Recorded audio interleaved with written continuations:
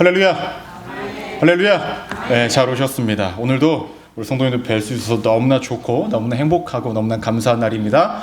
우리 좌우 앞에 계신 분들과 이렇게 인사하겠습니다. 오늘도 잘 오셨습니다. 잘 오셨습니다. 또 서로에게 이렇게 고백해 볼까요? 함께해서 행복합니다. 함께해서 행복합니다. 네, 좋습니다. 좋습니다. 네. 오늘은 창세기 22장 1절에서 14절까지의 본문을 근거로요, 하나님의 준비하심과 우리의 반응이라는 제목으로 함께 은혜를 나누고자 합니다. 말씀 제목 한번 따라해 보시겠습니다. 하나님의 준비하심과 우리의 반응. 네, 좋습니다. 원래 오늘은 여호수아서 7장을 함께 나눠야 하지만 오늘 영어 예배와 함께 드려지기 때문에 오늘은 크리스 목사님과 함께 어떠한 본문을 할지에 대해서 의논하고 고민하고 기도한 끝에 창세기 22장 1절에서 14절까지의 말씀을 나누려고 합니다. 다음 주에는 우리가 다시금 여호수아서 7장으로 함께 말씀을 나눌 예정이니 다음 주로 또 기대하시고 또 이 시간도 하나님 바라보시면서 어떠한 자리든 은혜의 자리가 되기를 주님의 이름으로 간절히 축원합니다. 네, 오늘 말씀은 우리 성도님들께서 너무나 잘 아시는 말씀입니다. 수없이 아마 들으셨을 거예요. 저도 한번 이 자리에서 설교를 했던 기억이 있고요. 그럼에도 불구하고 우리가 너무나 잘 기억해야 하고 이 말씀은 우리의 삶 가운데 중심을 두고 살아가야 하는 말씀이기에 내가 아는 말씀이라 할지라도 조금 더 집중하시고 귀를 기울이시면서 내가 잊고 있었던 부분들을 다시금 회복하는 시간, 그동안 내가 알지 못했던 부분들을 깨달아가는 시간이 되기를 간절히 소망합니다. 오늘 본문은 창세기에서도 굉장히 유명한 본문이고 성경 전체를 봐서도 너무나 유명한 본문입니다. 오랫동안 신앙생활을 해왔던 분들이라고 한다면 정말로 많이 들어보셨겠죠. 이 본문을 가지고는 아까 함께 말씀을 읽었을 때에 대부분의 분들은 오늘 목사님이 이러한 말씀 하시겠다, 대충 감을 잡고 눈을 지그시 감으시려고 하시는 분들이 계실 수도 있는데 눈 감지 마시고 집중하시면서 이 시간 함께 하기를 소망합니다. 오늘 말씀에서 하나님은 아브라함에게 그의 아들 이삭을 번제로 바치라고 말씀하셨습니다. 여러분, 번제가 무엇인가요? 태워서 드리는 제사 아닙니까? 근데 단순히 태워서 드리는 것이 아니라 가축을 만약에 번제로 드릴 때는 각을 뜹니다. 각을 떠서 그것을 태워서 드리는 것이 번제입니다. 하나님께서 자신의 아들인 이삭을 바치라고 한 것은, 번제로 드리라고 한 것은 아비의 손으로 자식을 각을 뜨라는 거예요. 그리고 불로 태우라는 것입니다. 너무나 가혹하지 않습니까? 너무나 잔인하게 느껴지지 않습니까? 굉장히 한숨만 나올 만한 일이고 도무지 아버지의 입장에서 도무지 할 수 없는 하나님의 명령이었습니다. 그런데 아브라함은 주저하지 않습니다. 하나님의 명령을 그대로 받아들이고 다음날 아침에 일찍 일어나 두 종과 아들 이삭을 데리고 출발하기를 시작합니다. 어느 정도 출발하고 간 시점에서 두 종을 따로 떼어놓고 아들과 또 따로 갑니다. 그때에 아들을 결박하여서 죽이려고 하는 그 시점에 여호와의 사자가 부릅니다. 아브라함아, 아브라함아. 그러고 이야기합니다. 멈추라고 말입니다. 너가 하나님을 경외하는 모습을 내가 보았으니 그 아들을 죽이지 말고 내가 미리 준비한 저 순양을 가지고 제사를 드리라 라고 이야기를 합니다. 그때 아브라함이 이야기하는 것은 무엇입니까? 여호와 이레, 하나님이 준비하셨다. 이 땅은 하나님이 준비하신 땅이다 라고 그렇게 선포를 합니다. 오늘 말씀은 순종하는 자의 대표적인 모습을 보여주고 있습니다. 또한 준비하시는 하나님의 모습의 어떤 대표적인 모습 중에 하나가 오늘 말씀입니다. 우리의 삶 가운데서도 하나님이 우리의 삶을 어떻게 계획하실지, 어떻게 인도하실지, 우리의 삶을 어떻게 준비하고 계신지는 우리는 도무지 알지 못합니다. 하지만 한 가지 분명한 것이 있다면 하나님을 믿는 모든 자들에 대해서 하나님은 우리의 삶을 준비하고 계시는 분이라는 것입니다. 믿으십니까? 하나님의 그 준비하심 속에서 우리는 어떠한 모습의 준비가 되어져야 하고 하나님의 그 준비하심 속에서 우리는 어떠한 반응을 가지고 살아가야 할까요? 오늘 말씀을 통하여서 아브라함의 모습을 통하여서 우리가 그 모습을 조금은 담기를 소망합니다.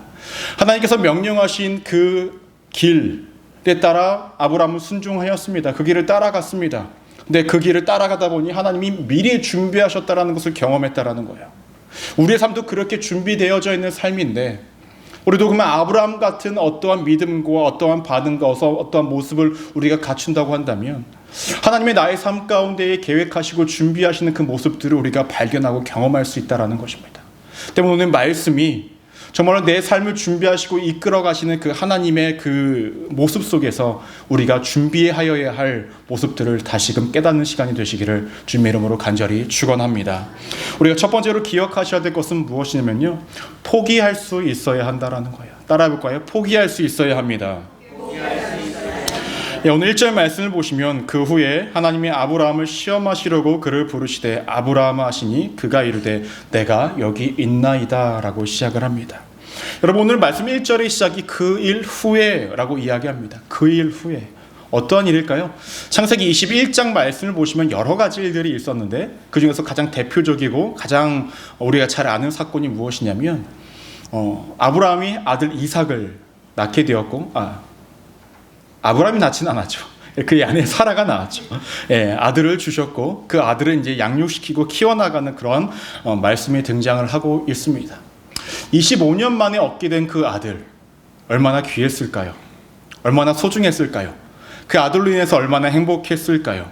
근데 그 행복은 길게 가지 않았던 것 같습니다. 왜냐하면 하나님이 25년이란 시간 동안에 아브라함에게 자녀를 주시지 않음으로 통하여 당시의 문화와 관습대로 이 아브라함은 자신의 아내의 여종인 하갈을 통하여서 이스마엘을 얻었기 때문에 그러합니다.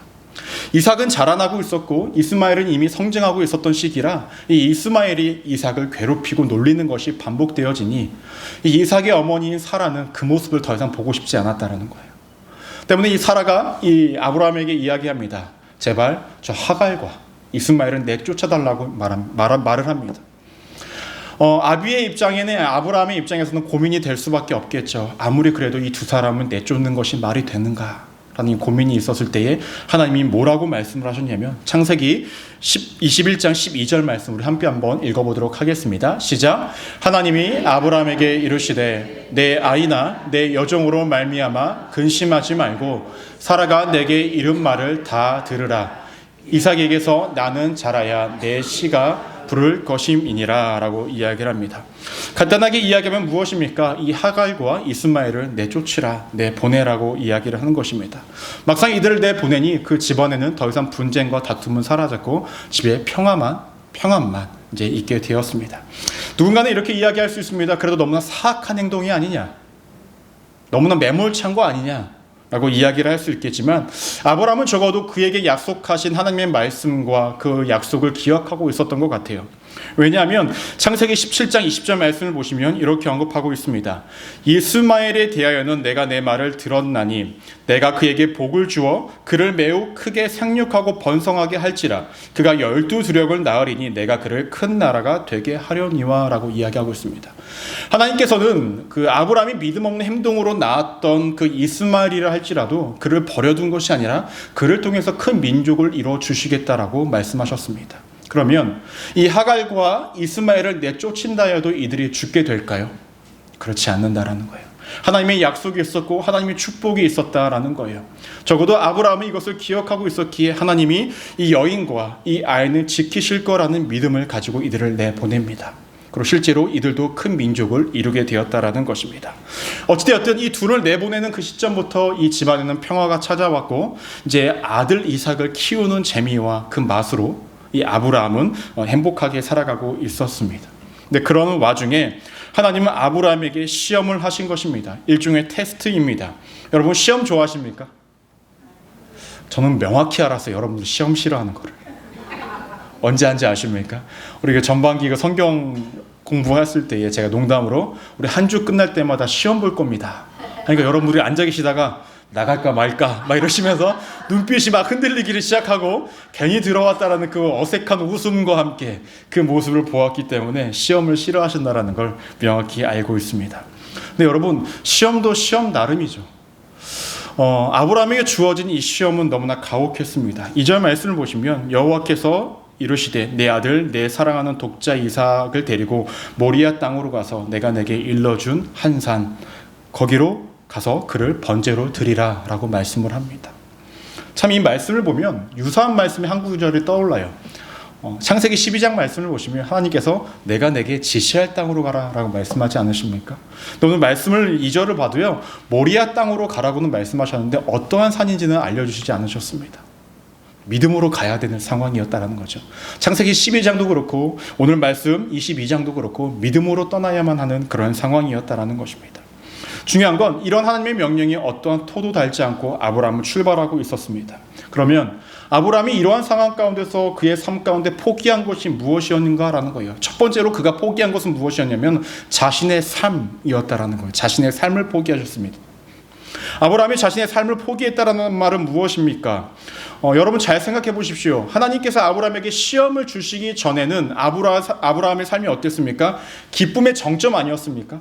아들과 아내와 함께 살아가는 그 기쁨의 정점이었습니다. 근데 이 시험을 당한 그 시점부터 어떠한 정점입니까? 슬픔의 정점에 빠지게 되었다는 거예요. 자신이 인생을 살아가다 보니 기쁨과 즐거움의 오르막과 내리막은 자신의 힘과 능력으로 어찌할 바가 되지 않는, 자신이 어떻게 할 수 없는 삶의 영역이라는 것을 누가 알았습니까? 이 아브라함이 알았다라는 거예요. 때문에 그는 자신의 삶을 포기했다라고 표현을 할 수가 있는 것입니다. 그런데 여러분, 하나님을 믿는 사람들과 믿지 않는 사람들의 이 포기라는 말은 조금 다릅니다. 하나님을 믿지 않는 사람들에게 있어서 포기라는 것은 자신이 하려던 것들, 자신이 하고 싶은 것들을 내던지고 그만하는 것을 의미합니다. 하지만 하나님을 믿는 사람들에게 있어서 포기라는 것은 무엇인지 아십니까? 내가 하려던 것을 내려놓고 하나님이 하시게 하는 것입니다.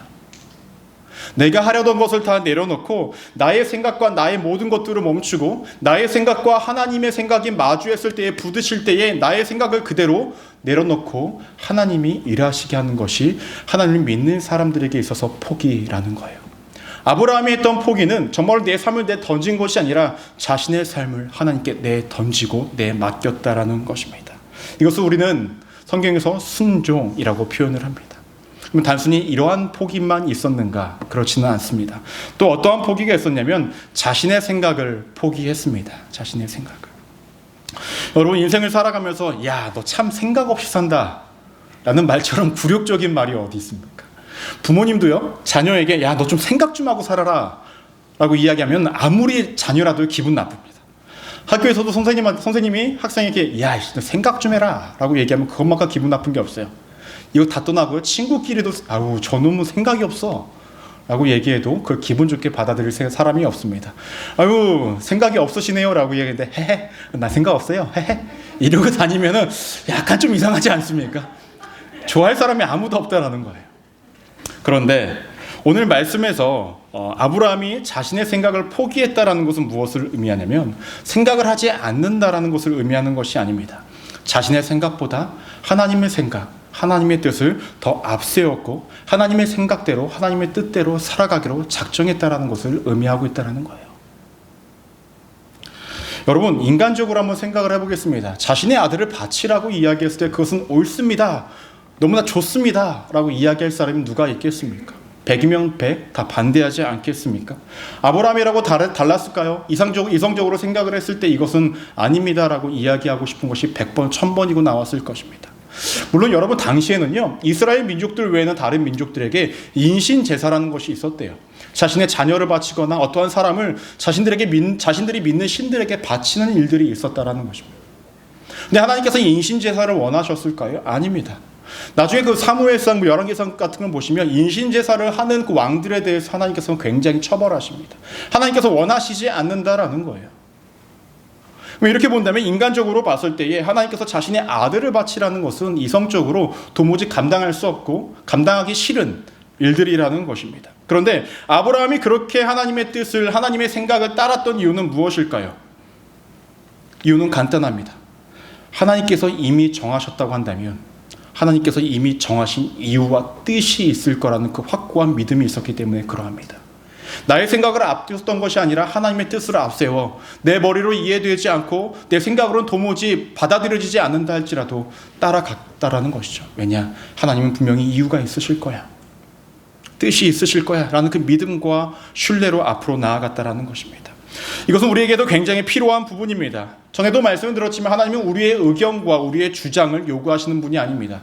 그럼에도 불구하고 너희가 따라올 수 있니? 그럼에도 불구하고 너희가 나와 함께 할 수 있니? 라는 이런 하나님의 질문에 우리가 묵묵히 따라가느냐 아니냐, 그것에 따라 우리의 삶의 모든 것들이 바뀌어질 수 있다는 것입니다. 여러분, 내가 옳다고 내가 맞다고 여기는 것들을 하나님께 주장하지 마십시오. 하나님이 내 삶 가운데 어떠한 것들을 말씀하신 부분들이 있다면 하나님은 분명히 이유가 있기 때문에 그렇게 말씀하신 것입니다. 분명히 하나님의 뜻이 있기 때문에 그렇게 말씀하셨다라는 거예요. 그럼 마지막으로 아브라함이 포기했던 또 한 부분이 있었다고 한다면 그것은 무엇일까요? 자신의 가장 소중한 것을 포기했다는 것입니다. 아브라함에게 가장 소중한 것은 무엇이었을까요? 아들이지 않겠습니까? 25년 만에 아들을 가졌다. 굉장히 소중하겠죠. 근데 여러분, 아들이 아니더라도 25년 만에 무엇인가를 얻는다면 여러분 소중하지 않겠습니까? 여러분들 만약에 사업을 하셨는데 25년 만에 와, 드디어 내가 이루고 싶은 만큼 이뤘어. 근데 하나님께서 야, 이제 너 그만하고 다른 데 가 라고 하시면은 예 하나님 하고 가실 분 한번 손 한번 들어보십시오. 아브라함 여기 한 분 계십니다. 근데 참으로 쉽지 않아요.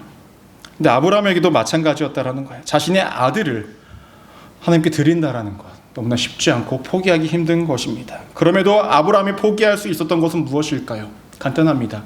그 아들마저도 내 능으로 힘으로 낳은 아들이 아님을 알고 인식했기 때문에 그러했다는 것입니다. 그런데 우리는 이렇게 생각할 수 있죠. 그래도 아들이잖아. 그리고 하나님, 인간적으로 한번 생각해 보십시오. 줬다 뺏는 게 제일 나쁩니다. 차라리 처음부터 주지 말던가. 그렇지 않습니까? 줬다가 에이 뺏어요. 얼마나 기분 나쁩니까? 우리는 이렇게 이야기할 수 있겠죠. 근데 만약에 여러분들의 삶 가운데 정말로 이러한 일들이 발생된다면 어떻게 하시겠습니까? 물론 우리들에게 하나님께서 아들을 바치라라는 일들은 생기지는 않을 것입니다. 아브라함이 이것을 감당할 만한 사람이었기 때문에 하나님께서 이러한 메시지와 이러한 명령을 하셨다라는 거예요. 고린도전서 10장 13절 말씀 우리 한번 함께 읽어볼까요? 시작.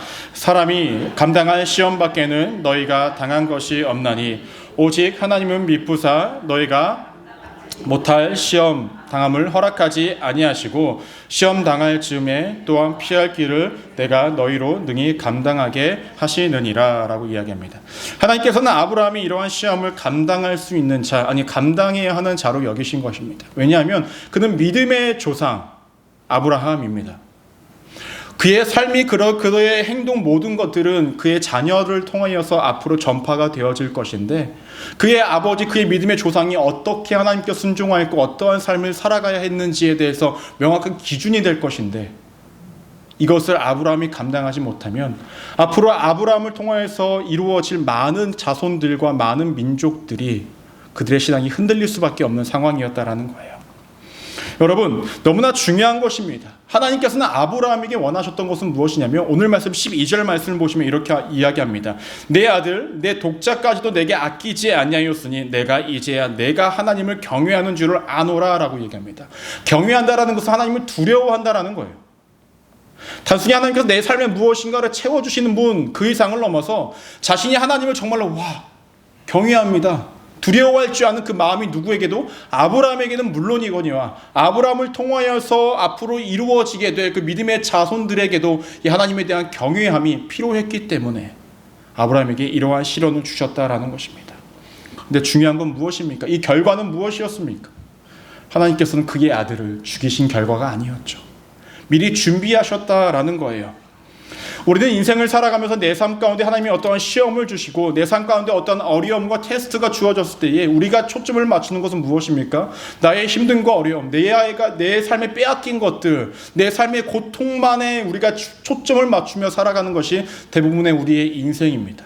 근데 만약에 하나님께서 그것을 우리에게 시험으로 주셨고 너희가 이것을 이겨감에 따라서 내 말씀에 순종함에 따라서 살아가는 그 인생에 내가 너의 앞길에 준비한 그 무엇이 있다는 것을 우리가 믿는다면, 우리가 알고 있다고 한다면 여러분 그 자리에서 모든 것들을 내팽개치고 하나님을 멀리 하시겠습니까? 아니죠.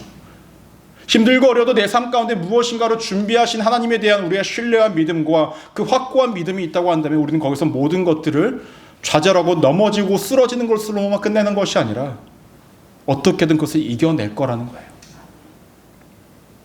여러분, 아브라함에게만 이러했던 하나님이 아니라는 것입니다. 하나님이 여러분들의 모든 삶을 준비해 나가고 계십니다. 내 눈앞에 보이지 않고 나한테 느껴지지 않고 도무지 내가 알 수 없는 그 길이라 할지라도 하나님은 오늘도 여러분들의 삶을 준비해 나가고 계십니다. 앞으로의 인생을 준비해 나가고 계십니다. 그렇다면 하나님의 그 준비 속에서 우리가 가져야 할 그 반응은 무엇이냐면 포기라는 거예요.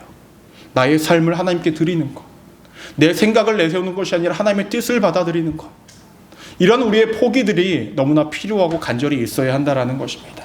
여러분, 하나님은 우리가 모르는 사이에 우리의 삶을 분명히 준비하시는 것입니다. 준비하신 하나님이시고 준비는 우리의 삶에 전제되어져 있는 것입니다. 하나님은 우리의 삶 가운데에 무계획으로 우리를 인도하시는 분도 아닙니다. 우리의 삶 가운데 무모함으로 우리를 이끌어 가시는 분도 아니라는 거예요. 정말로 우리에게 가장 좋은 길로 항상 인도해 주시니 여러분, 내 삶에 다가온 어떠한 어려움과 시험과 같은 일들을 포기하지 마시고, 내가 아무것도 할 수 없으니 나 몰라라 하지 마시고, 그 가운데서도 내가 하나님 앞에 내려놔야 할 것들이 무엇인지를 다시금 기억하시면서 하나님 앞에 한 걸음 한 걸음씩 더 나아가시는 우리 믿음의 성도님들 되시기를 주님의 이름으로 간절히 축원합니다. 우리가 연이어서 한 가지 우리가 더 가지고 있어야 우리의 반응이 무엇이냐면 하나님의 말씀을 기억하고 믿어야 한다라는 거예요. 여러분, 여기서 하나님의 말씀을 믿고 기억해야 된다라는 걸 모르는 분 계시나요? 아무도 없죠. 우리가 신앙생활을 하면서 가장 기본 아닙니까? 하나님의 말씀을 믿고 기억하고 그대로 살아가야 한다라는 것. 근데 이것처럼 어려운 게 없습니다. 이것처럼 어려운 게 없어요.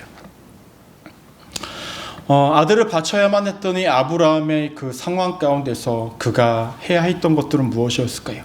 좀 전에 말씀을 드렸듯이 포기이죠. 자신의 삶, 자신의 생각, 자신이 가장 소중하게 여기는 것들을 포기해야 했습니다. 하지만 그보다 더 먼저 전제되어야 하는 것은 무엇이냐면 하나님이 아브라함에게 말씀하신 그 약속들, 하나님이 아브라함에게 주신 그 말씀들을 아브라함은 믿고 기억해야만 했다라는 거예요.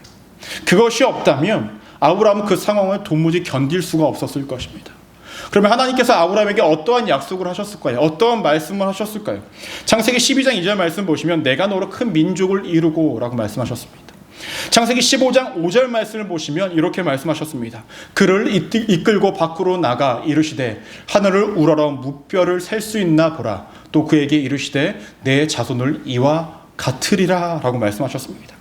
하나님이 아브라함에게 지속적으로 약속하셨던 말씀은 무엇입니까? 내가 너로 인해서 큰 민족을 줄 거야, 많은 자손들을 줄 거야 라는 하나님의 약속이었습니다.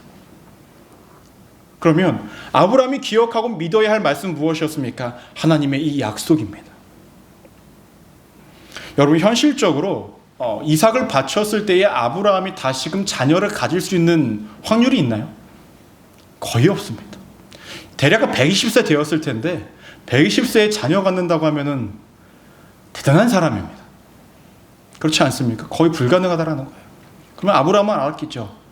내가 지금 이 자녀를 바치러 가는 길에 있다 할지라도, 바친다 할지라도 하나님께서는 어떻게든 이 상황을 반전시켜 주실 거라는 마음의 믿음이 있었을 것입니다. 왜냐하면 하나님은 약속을 하셨기 때문에 그러합니다. 이러한 상황에 대해서 히브리서 기자는 뭐라고 얘기하냐면 히브리서 11장 19절 말씀입니다. 우리 한번 함께 읽어볼까요? 시작. 그가 하나님이 능히 이삭을 죽은 자 가운데서 다시 살리실 줄로 생각한지라 비유컨대 그를 죽은 자 가운데서 도로 받은 것이니라 라고 말씀합니다. 아브라함에게 실제로 이러한 믿음이 있었는지는 우리가 함께 읽은 이 창세기 본문에는 등장하고 있지는 않지만 적어도 아브라함의 믿음 가운데 무엇이 있었냐면 하나님이 어떻게 해주실 거야, 하나님이시라면 능히 하지 못할 일이 없으시니 정말로 어떻게 해주실 거야 라는 그 기대와 믿음으로 나아간 것 아니겠습니까? 아브라함은 상황과 환경을 본 것이 아니라 상황과 환경보다 크신 하나님의 말씀과 하나님의 그 약속을 붙잡고 나아갔던 것입니다. 그렇게 이 자녀를 바쳤다라는 거예요. 그런데요, 저는 이 말씀을 묵상하면서 이러한 생각이 들었습니다. 하나님께서 하갈과 이스마엘을 통하여서 고통받고 있는 아브라함에게 이 하갈과 이스마엘을 왜 내보내셨을까? 이러한 생각이 들었습니다. 만약에 하나님이 아브라함에게 시험을 주시기 전에 이들을 내쫓지 않고 그대로 두셨다면, 그냥 두라고 말씀하셨다면 어땠을까? 이삭을 바치라고 했을 때에 아브라함의 마음이 어땠을까요? 물론 이스마엘이 이삭을 대신할 수는 없지만 그래도 조금의 위안은 되지 않았을까요? 그래요. 그래도 2명 중에 1명의 아들이 있으니 하나님, 이러한 마음 아니었을까요? 근데 이 이스마엘과 이 하갈을 내쫓음으로 통하여 이 아브라함의 마음 가운데서는 정말로 조금도 남김없이 하나님 앞에 납작 엎드리며 모든 것들을 포기할 수밖에 없지 않았겠습니까? 자신의 모든 생각과 모든 경험과 모든 것들을 다 제로 베이스로 놓게 하셨던 것이 하나님입니다. 왜냐하면 앞으로의 믿음의 조상으로 살아가야 할 아브라함에게 필요한 것은 오직 하나님으로만 채워져야 했기 때문에 그러합니다. 자신의 생각도 경험도 자신의 그 어떠함도 아닌 오직 하나님으로 말입니다. 그런데 또 이러한 생각이 들었습니다. 오늘 말씀을 보면은 정말로 하나님의 말씀을 기억하고 믿은 것이 아브라함뿐일까라는 생각 말입니다. 그렇게 보여지지 않더라고요. 이 이삭이라는 아들도 하나님의 약속의 말씀을 기억하고 순종했다라고 이야기하십니다. 7절 말씀을 보시면 이삭이 그의 아버지 아브라함에게 말하여 이르되 아버지여 하니 그가 이르되 내 아들아 내가 여기 있노라. 이삭이 이르되 불과 나무는 여기 있거니와 번제할 어린 양은 어디 있나이까? 라는 질문을 아버지에게 던집니다. 이때에 아브라함이 대답할 수 있는 것은 하나님이 준비하셨다라는 말이 전부였어요. 그 이상도 그 이하도 할 수 없었다라는 거예요. 그리고 이때 9절 말씀을 보시면 하나님이 그에게 9절 말씀을 보시면 하나님이 그에게 일러 주신 곳에 이른지라 이에 아브라함이 그곳에 제단을 쌓고 나무를 버려놓고 그의 아들 이삭을 결박하여 제단 나무 위에 놓고 라고 이야기합니다. 여러분 이때의 그 이삭의 나이가요 10대 중후반 나이라고 합니다. 대략적으로 10대 중후반. 힘이 좀 있을까요 없을까요? 힘이 좀 있어요. 아브라함이 이때 나이는 대략 몇 살입니까? 약간 120세 정도입니다. 120세와 10대 중후반의 아이와 힘으로 대결하면 누가 이길까요? 10대가 이깁니다. 제가 왜 이렇게 단언할 수 있는지 아십니까? 아들을 키워보신 아버지들은 아실 거예요. 너는 키워봤냐? 저는 아직 안 키워봤죠. 그런데 제 경험상 보통 남자아이들을 통하여서 남자 자녀들을 통하여서 아버지들이 한 번 정도는 겪게 되는 절망이 오는 시기가 있습니다. 그때가 언제인지 아십니까? 아들과 아버지가 팔씨름할 때입니다. 평생 아버지가 아들을 이길 수는 없죠. 저도 아버지와 팔씨름했을 때에 아버지를 처음 이겼던 데가 중2, 중3 때쯤이었던 것 같아요. 제가 이래 보여도 힘이 제법 괜찮았던 사람이었습니다. 그때 처음으로 이겼을 때 저는 아버지의 얼굴을 봤죠. 기쁨과 애매함이 공존하는 그 얼굴이었습니다. 내가 아들에게 지다니 라는 얼굴과 내 아들이 잘 컸구나 라는 이 두 가지의 마음이 공존했던 것 같아요. 이때에 이삭이 아브라함에게 결박을 당했을까요? 아니면 결박을 당해줬을까요? 결박을 당해줬을 것입니다.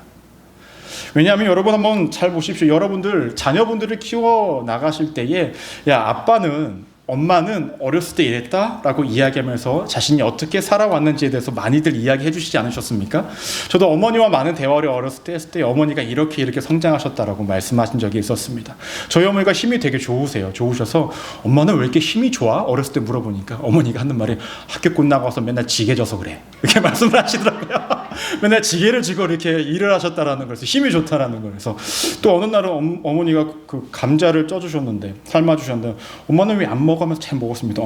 어머니께서 하시는 말씀이 엄마 어렸을 때 밥 드신 감자 하도 먹어서 나 안 먹어 이거 말씀하시더라고요.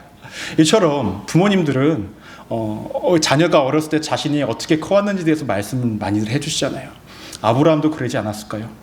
이삭아 참 재밌는 게 뭔지 아니? 하나님께서 지시할 땅으로 가라고 말씀하셨는데 아빠가 이동하니까 하나님께서 이러한 인도하심을 보여주셨었다.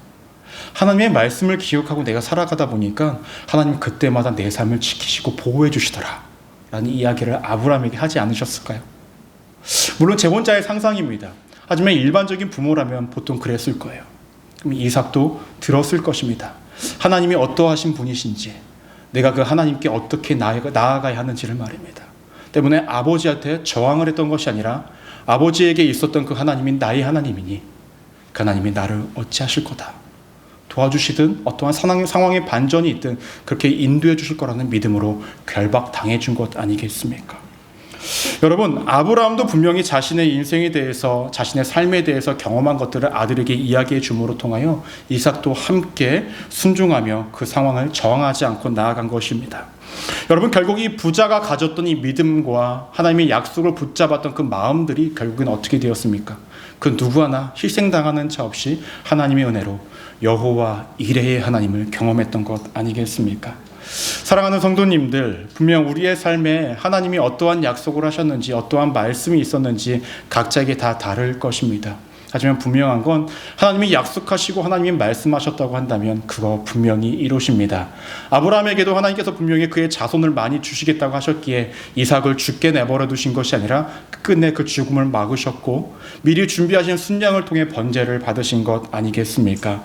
때문에 우리의 삶 가운데 우리가 명확하게 기억하셔야 될 것은 무엇이냐면 우리의 삶의 항상 모든 순간순간은 앞으로의 우리의 모든 삶은 하나님의 준비하심 속에서 우리가 살아가는 것이라는 겁니다. 그런 하나님의 준비하심 속에서 우리가 가져야 할 신앙의 자세, 믿음의 자세는 포기이며 더 나아가 하나님 내게 약속하신 그 말씀을 끝까지 붙잡는 것입니다. 비록 그 하나님의 약속된 말씀이 기억되지 않을 정도로 정말로 아들을 잃을 것만 같은 그러한 어려움과 마음의 힘듦이 있다 할지라도 우리가 그 말씀을 기억해내고 믿고 신뢰하고 내 삶에 나를 다 버리면서 하나님께 나아갈 수 있다고 한다면 준비하신 하나님을 내가 경험하고 체감하고 느끼며 살아갈 수 있다는 것입니다. 말씀을 정리하고자 합니다. 하나님은 우리의 삶을 계획하시고 준비하시는 분이십니다. 어떠한 계획인지 어떠한 준비인지 우리는 알지 못합니다. 오직 하나님만 알고 계시다라는 거죠. 하지만 분명한 것은 그 준비하심 속에 우리가 거하고 그 준비하심 속에서 우리가 은혜를 맛보기를 원한다면 우리는 아브라함 같은 포기가 있어야 합니다. 나의 삶에 대해서, 나의 생각에 대해서, 내가 가장 소중하게 여기는 것에 대해서 포기할 수 있어야 합니다. 더 나아가서 내가 주장하는 내 인생을 살아가는 것이 아니라 정말로 하나님의 말씀이 내 삶의 중심이 되어지고 말씀을 앞세워 믿으며 신뢰하며 나아갈 때에 하나님은 반드시 우리의 삶에 준비되어지고 예비되어지고 계획하신 것들을 하나님께서 풍성하게 보여주실 것입니다. 하나님의 약속은 반드시 이루어집니다. 하나님 약속을 지키시는 분이시기 때문에 그러합니다. 그 약속 속에 여러분들이 거하시기를 소망합니다. 그러하기 위해선 오늘 말씀이 여러분들의 삶의 중심이 되시기를 주님의 이름으로 간절히 축원합니다. 기도하시겠습니다.